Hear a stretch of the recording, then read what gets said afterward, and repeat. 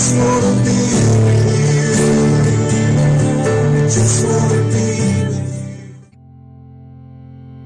you. Giving to your local church should be easy, and with Tithely, it is.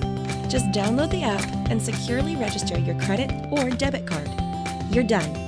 Now you can give during church services or anywhere else. Use Tithely to give a one-time gift or set up recurring donations.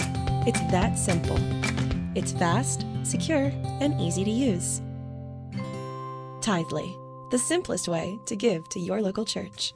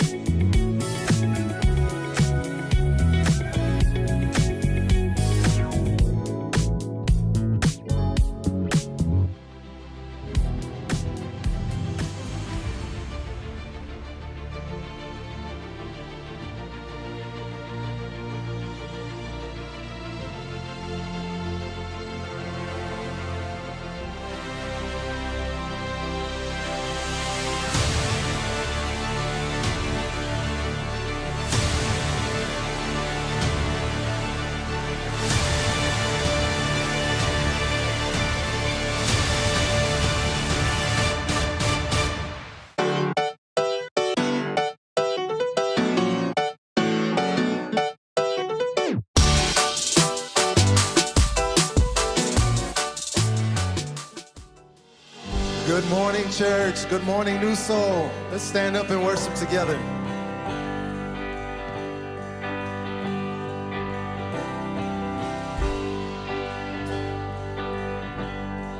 But it couldn't fill me. Man's empty praise and treasures that fade are never enough. Came along. Then you came along and put me back together, and every desire is now satisfied right here in your love. There's nothing, oh, there's nothing better than you. Oh, there's nothing better than you. Oh, there's nothing, nothing is better than you. Oh, I searched and I found it's true. I'm not afraid. Now I'm not afraid to show you my weakness, my failures and flaws. Lord, you've seen them all, and you still call me friend. 'Cause the God of the mountain is the God of the valley, and there's not a place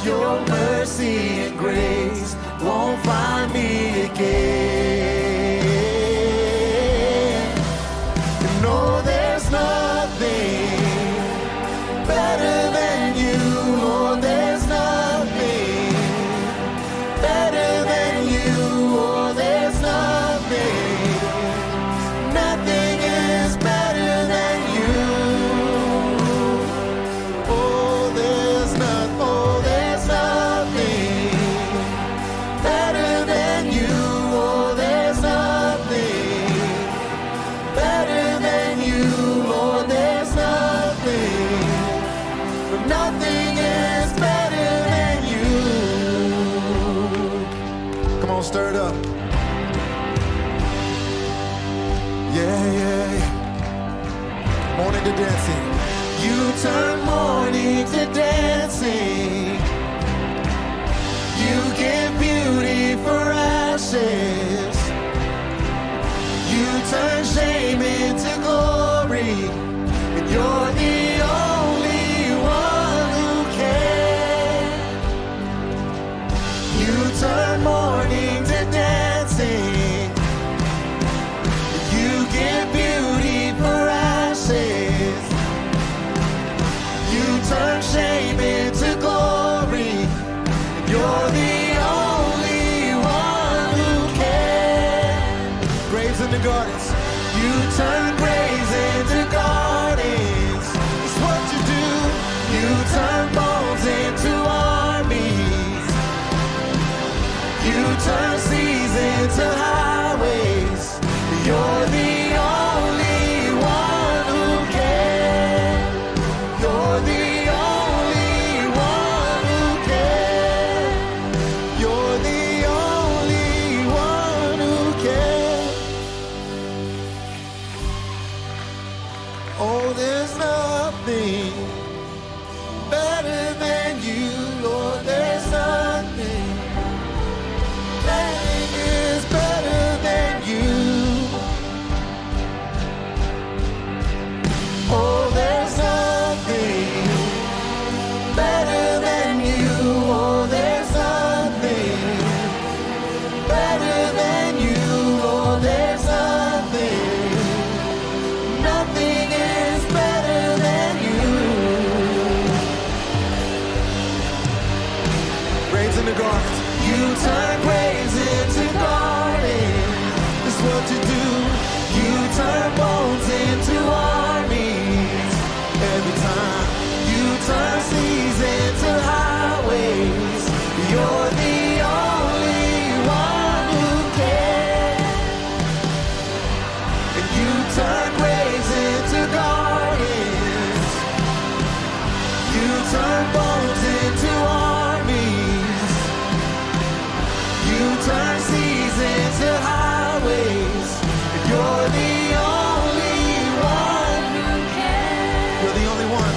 You're the only one who can. You're the only one. You're the only one who can. Yeah.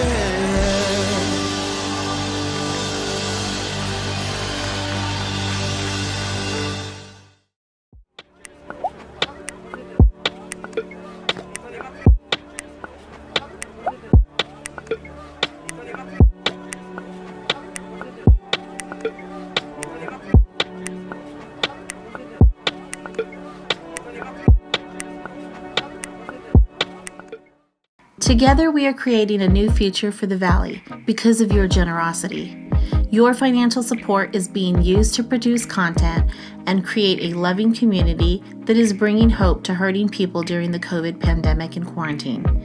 Your giving equips New Soul Rebecca with tools to provide access to our services and support for people who can only meet with us by phone. Because you give, the hungry are being fed, and we've launched a winter warmth campaign to protect people in the Valley from the cold this season.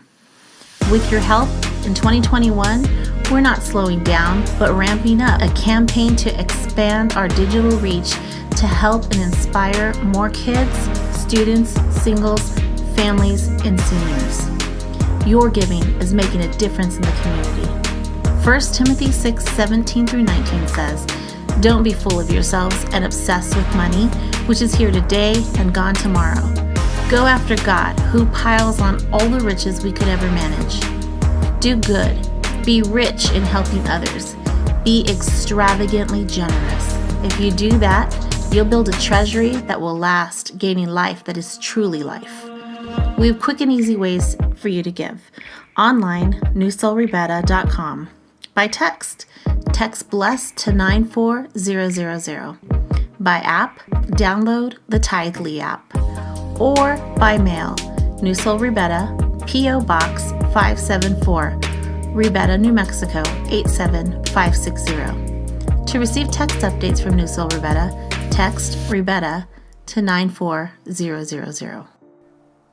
Jesus would consistently keep his first century followers, we call them in the Gospels, when you read the Gospels, they're called the disciples. They ended up being called the apostles. This is the 12 men Jesus called to follow him, the first 12. But Jesus constantly kept them off balance. He kept making them uncomfortable with his oversized expectations about what they were capable of. Jesus put them in situations that they weren't prepared for. The circumstances were too big for them to handle on their own. And when you read the Gospels, you see them confused, disorganized, and failing over and over again. Sometimes it's kind of funny. Except that, as a Jesus follower, I would probably be failing along with them had I been there. And in my own life, I have reacted the same way as they did many times. I guess those 12 apostles should have known something was fishy when they started to follow Jesus, because after all, when he invited them, he said, "Come follow me, and I will send you out to fish for people." Pun totally intended. What a strange thing for a carpenter to say to a group of fishermen, right? As they followed Jesus, he kept leading them into circumstances, and he would ask them to do things that revealed that they were in over their heads and showed their weakness. And so they failed over and over again, which is a strange thing for a leader to do, right? Most leaders want to set people up for success. And after they would fail, Jesus would step in and change someone's life and totally do something incredible in the circumstances. And then he would look at his frustrated apostles and say that one day they were going to do the works that he had been doing, and that they would do even greater things than these. To which his apostles were thinking, no, we're not. We can't even do simple things. The day before you invited us to follow you, we couldn't even catch fish, and that was the family business. So no, we're not going to do greater things than you. What they didn't know was that Jesus was setting them up. He was trying to teach them something. So one day, Jesus had been teaching outdoors all day long. It was an all-day outdoor conference with Jesus. Imagine if someone had recorded that. Anyway, there are thousands of people who have attended this Jesus Outdoors conference, and no one has eaten. The sun begins to set. There are no restaurants, no grocery stores. So the apostles come up to Jesus, and they are worn out. They are sunburned. They are windswept, and they're hungry because they've been in the sun all day listening to Jesus teach. And they tell Jesus that the audience needs a dinner break. Now, it's possible that maybe they were tired and hungry and blamed it on the crowds. We don't know for sure. But what we do know is that they said to Jesus, they asked something of Jesus. They said, send the crowds away so that they can go to the villages and buy themselves some food.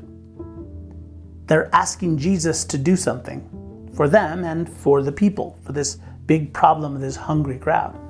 So Jesus looks at the apostles, then he looks at the crowds, and then maybe he smiles and he says, they do not need to go away. You give them something to eat. Can you imagine what they thought? They turn around as they listen to their stomachs growl and they're exhausted. They look at the thousands of hungry people. What would you have thought if you were there and Jesus gave you that job? You might have thought, I can't. It's too much. I don't have the resources to solve this massive problem. We'll come back to the rest of the story in just a few minutes.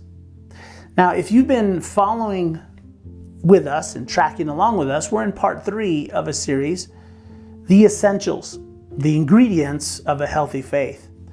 Today we're talking about living beyond yourself. If you're not a Jesus follower, I'm really glad that you've joined us, or maybe you used to be, but you had a bad church experience, or something happened, or someone told you something that rocked your faith. I'm glad you're with us too. But this is really important. Jesus' agenda for his followers was not that they would simply mentally believe things, or even in their heart, I guess that means to believe sincerely. Instead, Jesus was looking for followers that had gritty, real-world, all-in faith.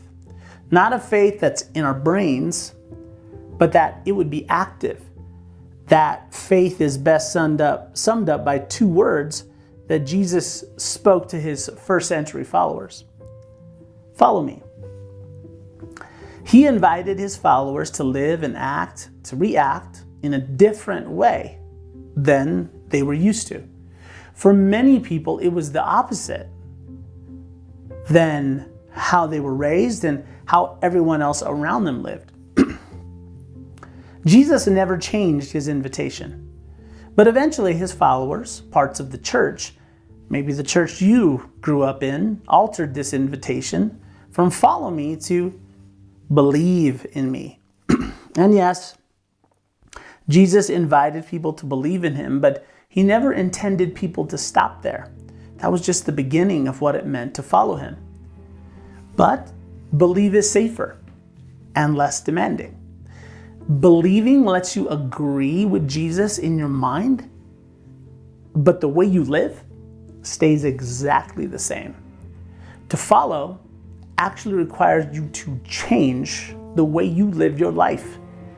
You end up doing life differently. To follow Jesus means that you live your life in a way that demonstrates your big and bold confidence and trust in him. Because like we said earlier in this series, trust is the currency of a relationship. So when people in church, people like me, pastors, church leaders, when we say we want you to have a relationship with God, some of you are raised to translate those words as, I should attend church, check, pray, sing worship songs, read the Bible daily, and become a good person. Now, those are all good things.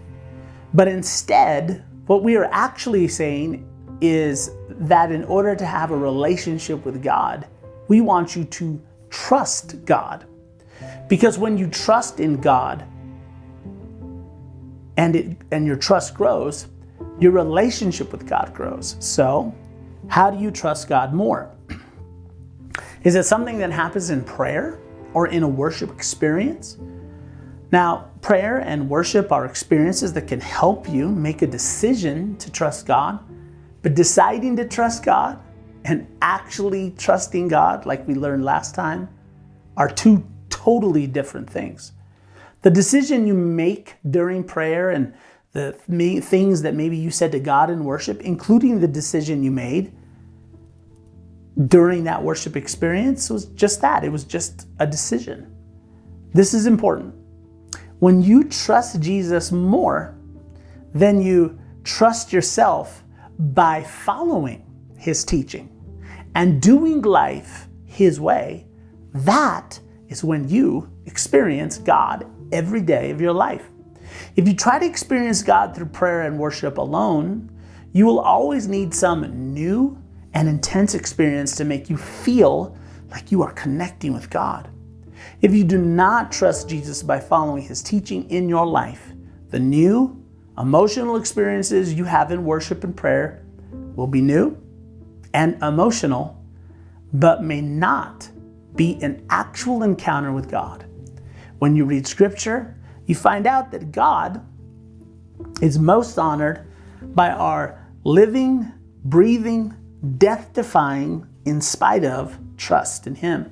And when your active trust, choosing to forgive, choosing to reach out to someone who has hurt with you, choosing to be compassionate, when that lifestyle intersects with God's faithfulness and his goodness, on the other side of that decision, that's when your faith grows. But, like we learned last time, believing without doing and having an intense emotional experience, feeling guilty, having a spiritual awakening, singing songs about how great and awesome God is and how awesome His name is, but never trusting Him and trusting Him enough to do what He says, to practically and literally follow His guidance in the way you live your life in the real world.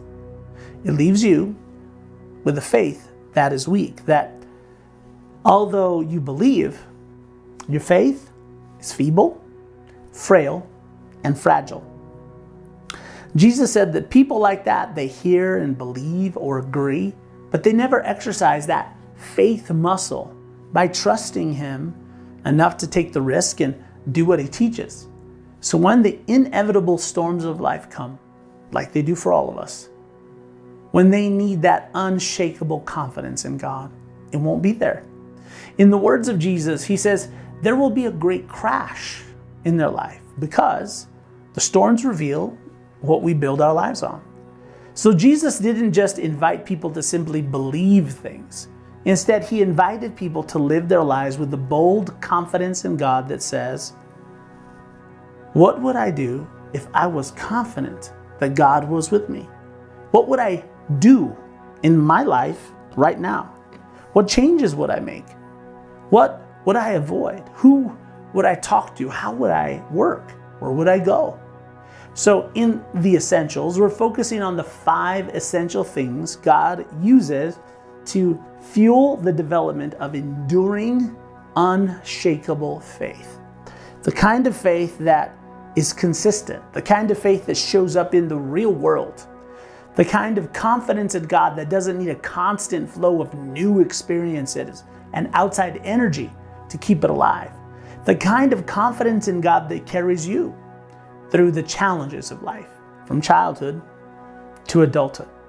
Last time we learned that the first essential God uses to grow our faith is practical teaching. When our active faith intersects with God's faithfulness, our faith grows.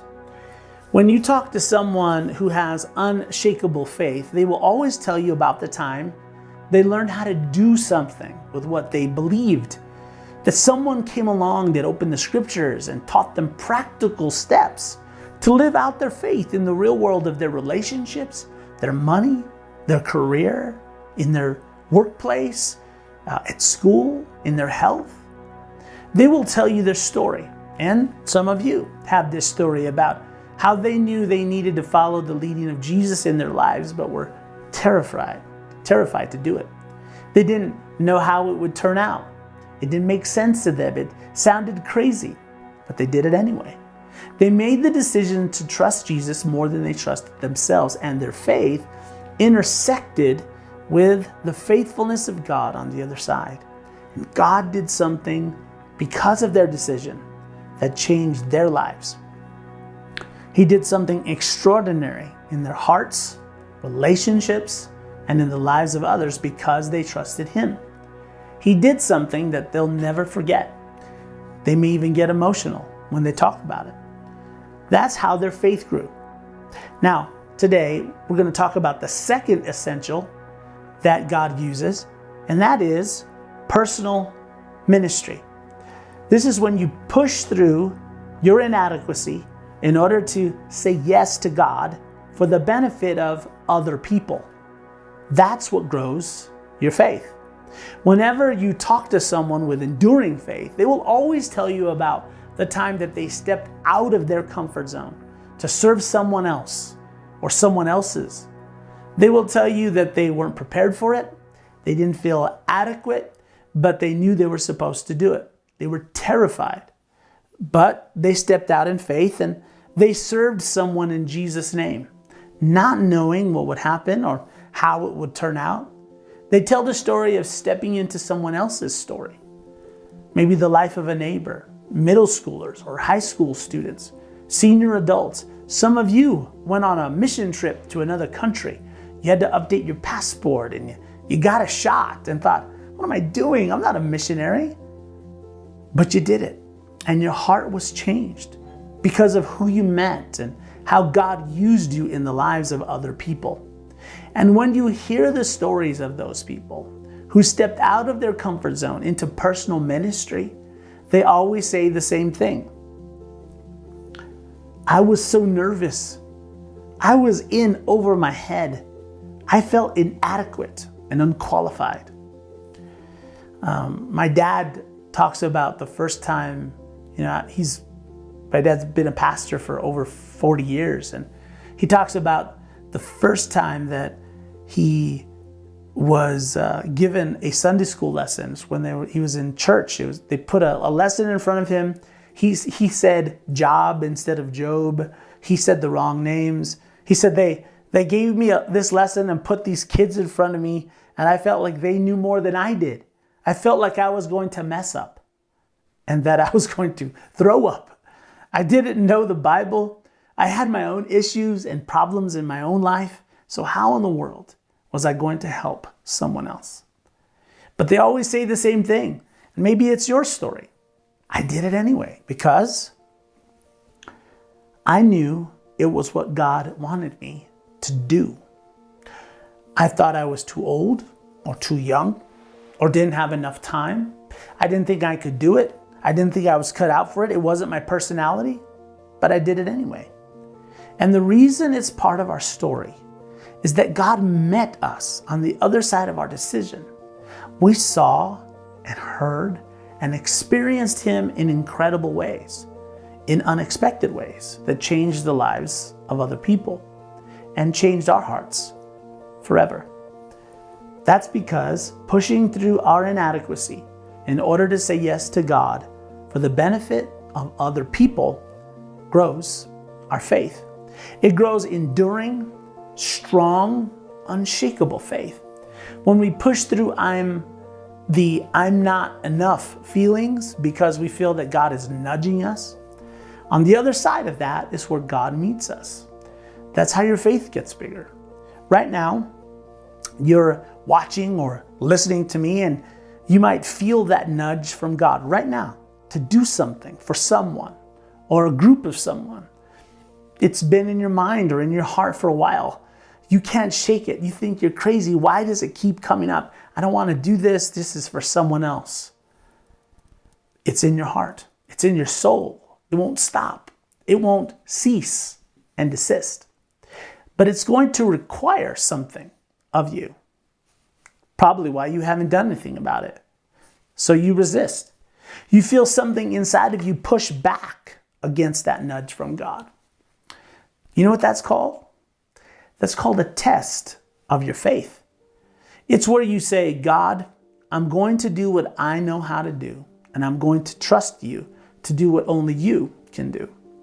This is important.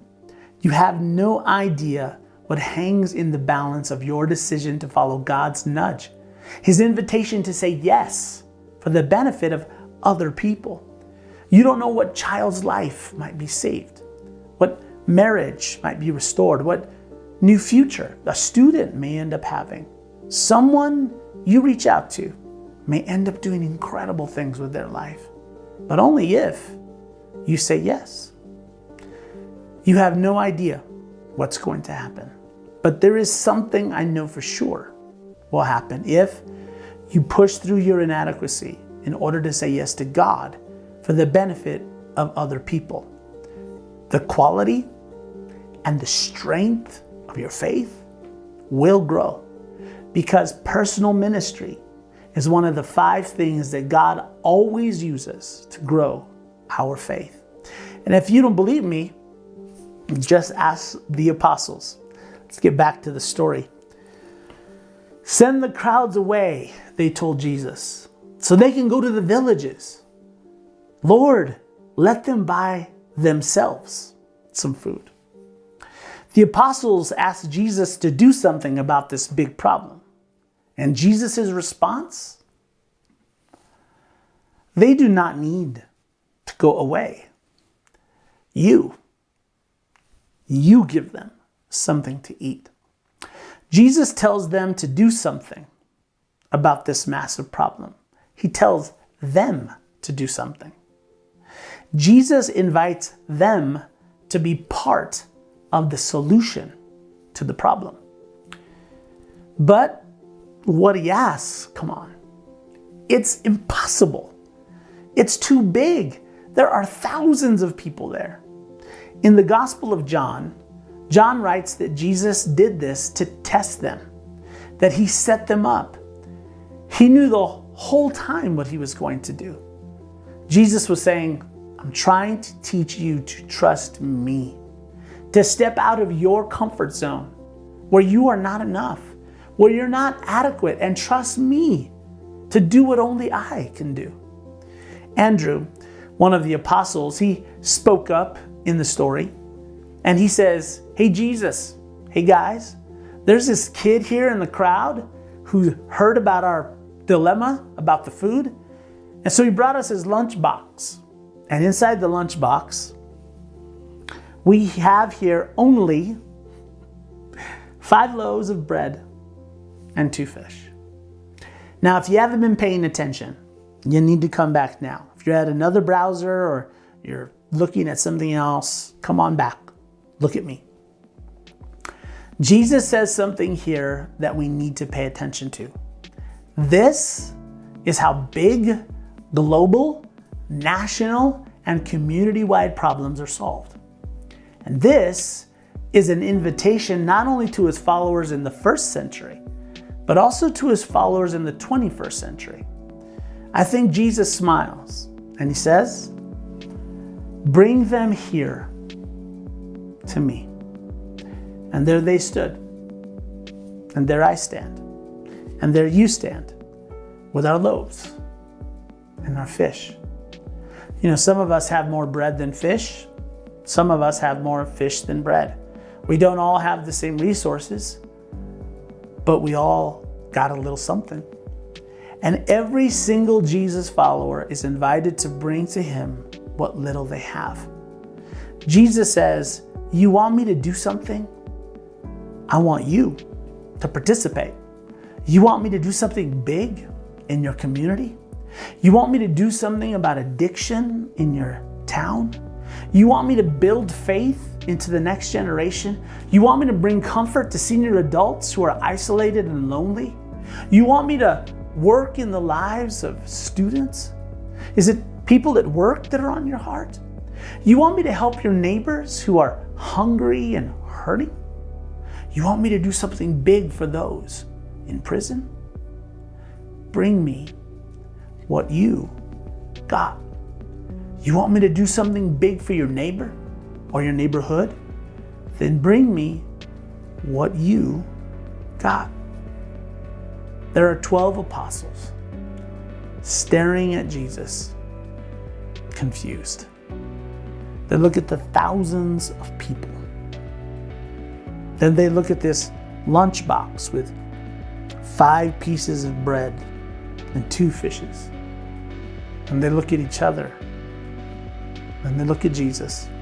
And Andrew brings the lunchbox to Jesus. There it is. And they thought, okay, this should be interesting. And you might know the rest of the story. And Jesus directed the people to sit down on the grass. Taking the 5 loaves and 2 fish and looking up to heaven, he gave thanks and he broke the loaves. Jesus didn't go into deep, loud prayer. He simply looked up to heaven and gave thanks. He did it so that the people would know that it was God working through him, that they were working together. It was a partnership. And the prayer was for the benefit of the people there. So he broke the loaves. Then he gave them to the disciples, and the disciples gave them to the people. You know what the apostles did? The disciples here. They did what they knew how to do. And they trusted Jesus to do what only he could do. They literally took the loaves of bread and fish and they walked by faith to pass them out. Walking by faith isn't coming up with stuff to do and then imposing it on God. This was Jesus' idea. He invited them to participate in what he wanted to do. Walking by faith is when you feel the nudge to do something that you can't do, and then you do it anyway. They literally, physically walked into the crowd, hoping they didn't look like total fools. Their active faith, they did something, and it intersected with God's faithfulness. And then something remarkable happened. They all ate, all the thousands, and were satisfied. And the disciples picked up 12 basketfuls, one for each of them, of broken pieces that were left over. They started with 5 pieces. They fed thousands and ended up with basketfuls of bread left over. One for each of them to remind them what happens when they trust Jesus and bring them what they have. You see, this is personal for me because I never had ambitions to be a pastor. I never had any dreams to come back to Ribera or to teach online. But I felt a nudge. Renee felt a nudge to do something. We had no idea how it would turn out. People have told us that you can't have a thriving church in the valley, and that online church doesn't really connect people together, that doesn't really work. That maybe the time for the church in the valley has passed, and that people are far more connected there to their traditional childhood religion and church than to be a part of a different kind of church. And we've been told that they don't want to be connected to other people, that they like to live isolated lives. That's why they live in the valley. So I stand before Jesus, sensing that he wants to do something in the valley, and here online with you and others. We want to create a church that people in the valley love to attend, and that they love bringing their friends to, that connects people from all over the valley together and online, wherever you're watching. And we stand before Jesus and we hear him say, Steve, bring those pieces of bread and those couple of fishes here to me. So here we are, bringing what we've got to Jesus to see what he will do with them. If you are a Jesus follower, right where you are, or you repeat this with me in your car, in your home, on the couch, maybe you're at the gym, you could say it under your breath, say it to yourself. Just say, I'll do what I can do and trust God to do what only he can do. Will you be bold and say it? I'll do what I can do and trust God to do what only he can do. Let's say that one more time. I'll do what I can do and trust God to do what only he can do. That's the walk of faith. And that's the walk that builds your faith. If you don't do this according to Jesus, you're going to have frail, feeble, fragile faith that isn't going to withstand the storms of life when they come. If we fast forward to the end of Jesus' time physically on earth, he's standing on a hillside. He has the apostles around him and a crowd of a few extra people. There's even about 20 or 30 women who had been traveling around with Jesus and supporting him financially. And they're there, just that small group of people that he had been teaching all these things to and these lessons to. And Jesus hands off the entire enterprise, the entire work of salvation on planet Earth, the restoration of all things, the thing that he started. He hands it off to them. to this same group of people. He says, okay, I've done it. I've died to pay for the sins of the world. I've began a brand new agreement between humanity and God. I've shown you what God was like. I've taught you all I can teach you. Remember the fish and the bread. Now, I want you to go and make disciples of all nations, which was hilarious because none of them had ever even traveled more than 50 miles from the place they were born. Go to the whole world? Are you kidding me? Make disciples, turn people who don't even speak our language into Jesus followers? Seriously? They were thinking, wait, Jesus, that's him. And then they remembered. There was once 2 fishes and 5 pieces of bread. Thousands of people. And they went, okay, we're just going to bring you what we've got. We'll do what we can do, and we'll trust you to do what only you can do. And ladies and gentlemen, 2,000 years later, here we are. This is the place, right here, that every Jesus follower gets to at some point. And if you hesitate, your faith atrophies. It gets weak, frail, and fragile. And it's not there for you when you need it. And it's not there for anyone else when they need it.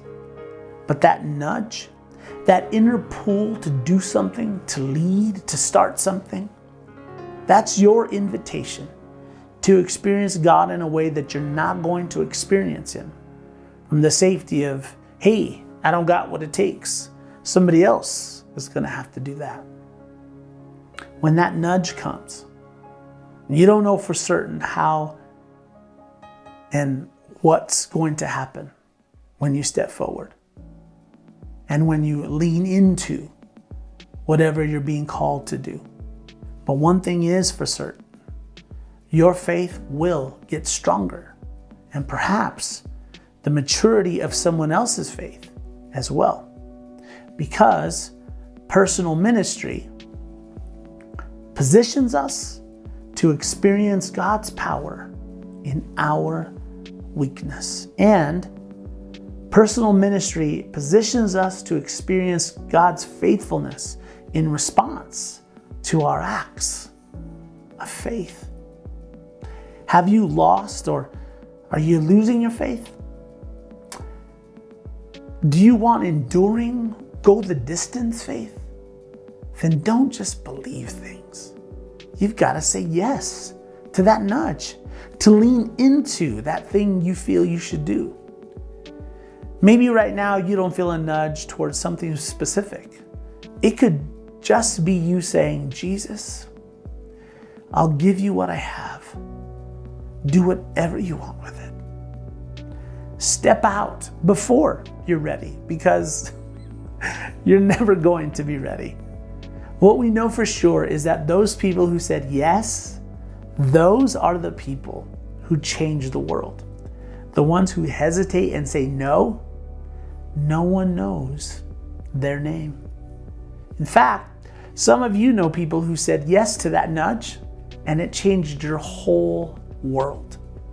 They once sat where you are sitting right now, feeling that nudge, hearing that call. They too were terrified and wrestling with thoughts and feelings of, not me, I can't do it, I don't have what it takes, I'm not enough. And your life and the future of your family has been changed because someone had the courage to say yes and bring what little they had to Jesus. Right now, somewhere in the world, there is a someone whose child, marriage, whose faith, and whose future will be changed once you have the courage to bring what you have to Jesus so he can do something remarkable with it. There's a story just waiting to be told. Your story and someone else's story. One day, they will tell a story that includes how you stepped into their story and how it changed everything for them. And it all begins with you bringing Jesus what you've got. When you tell Jesus, I'll do what I can do, and I'll trust you to do what only you can do, and I'll wait to be amazed at what we can do together. You give them something to eat.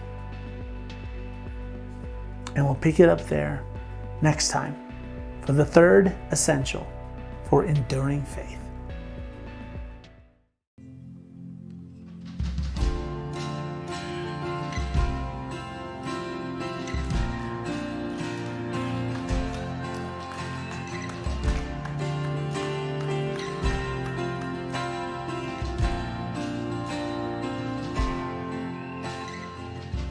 Before I spoke a word, you were singing over me. For you have been so, so good to me. For I took a breath, you breathed your life in me. Yes, you did. For you have been so, so kind to me. And all the overwhelming, never-ending, reckless love of God. And oh, it chases me down, fights till I'm found, leaves the 99. I couldn't earn it, I don't deserve it, but still you gave yourself away. And oh, the overwhelming, never-ending, reckless love of God.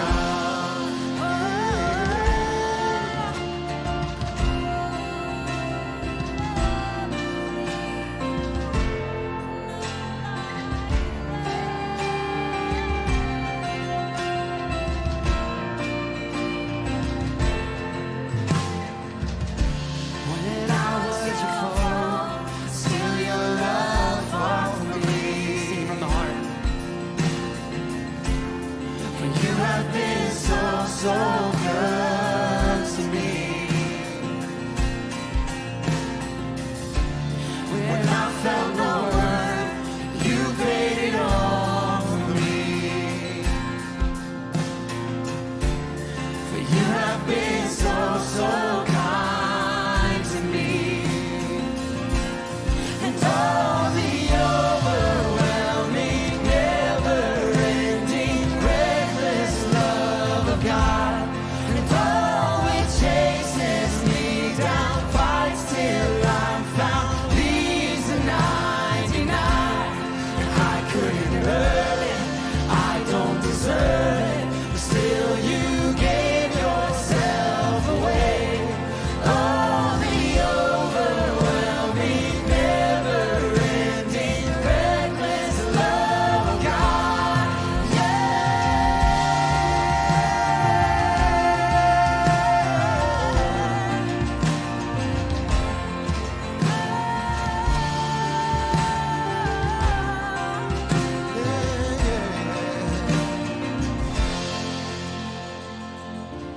No matter you won't light up, mountain you won't climb up, coming after me. There's no shadow you won't light up, mountain you won't climb up, coming after me. There's no shadow you won't light up, mountain you won't climb up, coming after me. That's right. There's no wall you won't kick down, lie you won't tear down, coming after me. There's no shadow you won't light up, mountain you won't climb up, coming after me. There's no wall you won't kick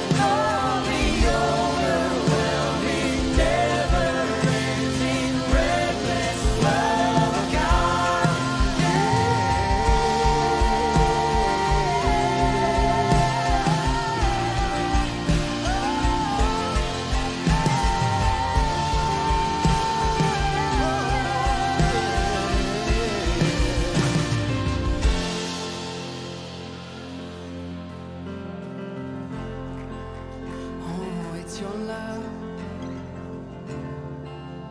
Your love is overwhelming, and it's perfect, and it's worth it.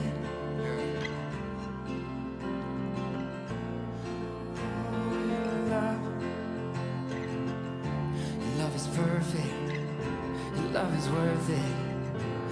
Every moment with you, yeah. Your love is perfect, your love is worth it. All you've done and will do. Sing it with me. Your love is perfect, your love is worth it. Every moment with you, my King. Your love is perfect, your love is worth it. All you've done and will do. Come on. Your love is perfect, your love is worth it.